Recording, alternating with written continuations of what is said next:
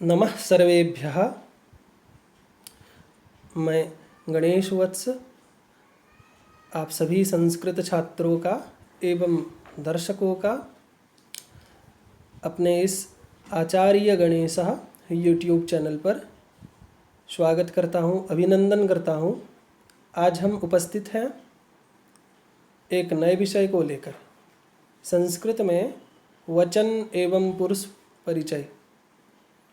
संस्कृत के आरंभिक छात्रों के लिए जो आरंभ से संस्कृत पढ़ना चाहते हैं, संस्कृत बोलना चाहते हैं, संस्कृत लिखना चाहते हैं, सभी के लिए यह विषय आवश्यक होता है। अतः वचन एवं पुरुष को समझने के लिए आप सभी यह वीडियो अंत तक अवश्य देखें।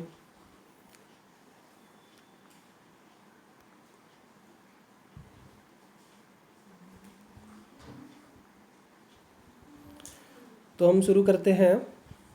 वचन परिचयः। वचन क्या है? वचन किसे कहते हैं? संस्कृत में वचन को वचनम कहते हैं। वचनम अर्थात नंबर। वचन की परिभाषा देखेंगे वचनम की। जो शब्द किसी वस्तु, व्यक्ति या स्थान की संख्या को बताए उसे वचन कहते हैं। संस्कृत में 3 वचन होते हैं: एक वचन, द्विवचन तथा बहुवचन। दूसरा पॉइंट है हमारा, संस्कृत में वचन का प्रयोग कहाँ कहाँ होता है, तो उसके बारे में है। संस्कृत में वचन का प्रयोग प्रायः शब्द रूप, धातु रूप एवं वाक्यों में किया जाता है। इसका तात्पर्य है कि संस्कृत में वचन का प्रयोग प्रायः शब्द रूपों में, धातु रूपों में एवं संस्कृत के वाक्यों में किया जाता है। यदि हमें वचन का ज्ञान नहीं है तो संस्कृत में बनाया हुआ वाक्य या बोला हुआ सेंटेंस गलत हो सकता है। जैसे उदाहरण में समझेंगे, मैंने यहाँ एक तालिका बनाई है, आप सभी को समझने में आसानी होगी। एक वचनम, द्विवचनम, बहुवचनम। सबसे पहले जो शब्द किसी वस्तु, व्यक्ति या स्थान की संख्या को बताए उसे वचन कहते हैं। तो शब्द अर्थात शब्द रूप। शब्द रूप में सबसे पहले वचन का प्रयोग होता है, उसके बाद धातु रूप में, उसके बाद वाक्यों में। एक एक करके समझेंगे। शब्द रूप में देखिए, बालक शब्द जब चलता है संस्कृत में तो एक वचन में, द्विवचन में तथा बहुवचन में अलग अलग रूप होते हैं। बालकः, बालकौ, बालकाः। एक वचन में बालकः है, इसका हिंदी अर्थ होता है एक बालक या एक लड़का। द्विवचनम में बालकौ है, जिसका अर्थ होता है 2 लड़के। बहुवचनम में बालकाः है, इसका अर्थ है अनेक लड़के। तो इस प्रकार आप देख रहे हैं कि तीनों वचनों का अर्थ अलग अलग होता है, संख्या को बताता है। एक वचन में कोई एक व्यक्ति होता है तो एक वचन, 2 होता है तो द्विवचन। अब 2 से जो अधिक होंगे उन सभी के लिए, चाहे वह 3 है, 5 हैं, 10 हैं या कुछ भी है, सभी के लिए बहुवचन। और धातु रूपों में भी उसी प्रकार आप देखेंगे, जैसे कि आप लोगों ने सुना है पठति, पठतः, पठन्ति। इस प्रकार रूप चलते हैं धातु रूप, पठ धातु के। तो धातुओं में, धातु रूपों में भी वचन का प्रयोग होता है। तो यहाँ देखेंगे पठति एक वचनम में है, द्विवचनम में पठतः और बहुवचनम में पठन्ति। इसका हिंदी अर्थ भी हम लोग देखते हैं। पठति अर्थात एक पढ़ता है, पठति कहने से बोध हो रहा है एक वचनम में है। द्विवचनम में पठतः है, अतः इसका अर्थ होता है कोई 2 पढ़ते हैं। पठन्ति बहुवचनम में है तो 2 से अधिक पढ़ते हैं। संस्कृत के वाक्यों में भी वचन का प्रयोग होता है। तो इसका उदाहरण देखेंगे वाक्य में। बालकः पठति, यह संस्कृत का वाक्य है और एक वचनम में है। बालकः पठति दोनों एक वचन में है, अतः एक लड़का पढ़ता है, इसका हिंदी अर्थ। द्विवचनम में देखेंगे वाक्य को, बालकौ पठतः। बालकौ पठतः, यहाँ 2 बालक पढ़ रहे हैं या पढ़ते हैं। और 2 से अधिक हैं तो उनके लिए बालकाः पठन्ति। बालकाः पठन्ति अर्थात 2 से अधिक लड़के, 2 से अधिक बालक पढ़ रहे हैं। वचन के बाद अब हम पुरुष परिचय की ओर आएंगे। पुरुष परिचयः, पुरुष किसे कहते हैं? परिभाषा देखेंगे हम लोग। पुरुषः, संस्कृत में पुरुष को पुरुषः बोलते हैं अर्थात पर्सन।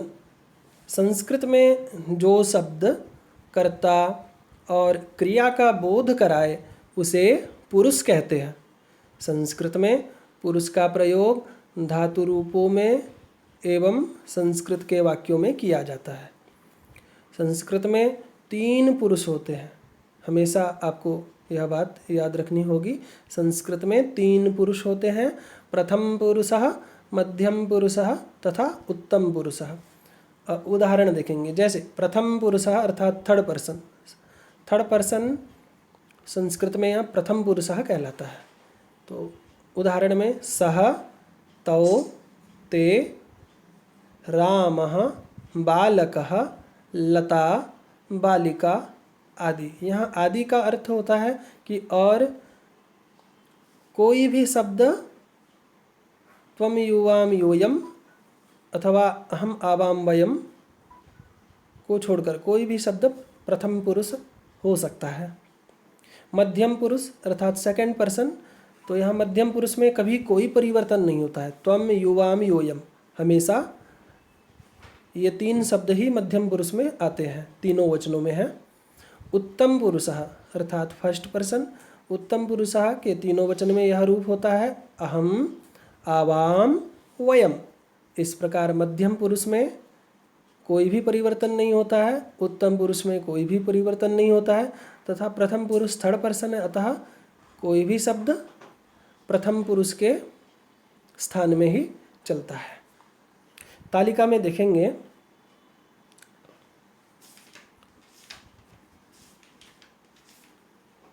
संस्कृत में पुरुष का प्रयोग धातु रूपों एवं संस्कृत के वाक्यों में किया जाता है। तो वाक्य हमने ऊपर में देखा, अभी पहले धातु रूप में हम देख लेते हैं। पठ धातु, पठ पढ़ना, लट लकार आप लोगों ने पढ़ा होगा। पठति, पठतः, पठन्ति, यह रूप प्रथम पुरुष के हैं। मध्यम पुरुष में पठसि, पठथः, पठथ। उत्तम पुरुष में रूप चलते हैं पठामि, पठावः, पठामः।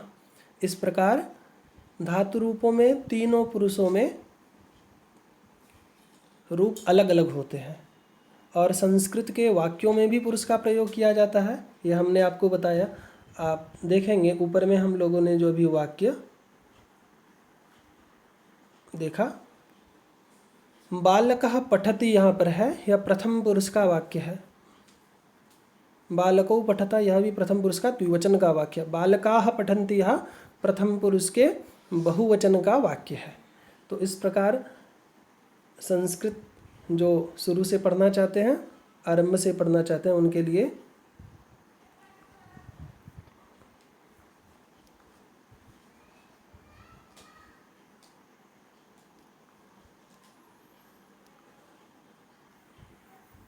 आरंभिक छात्रों के लिए यह बहुत ही लाभदायक होगा आप सभी के लिए, ऐसा मैं समझता हूँ। नमो नमः।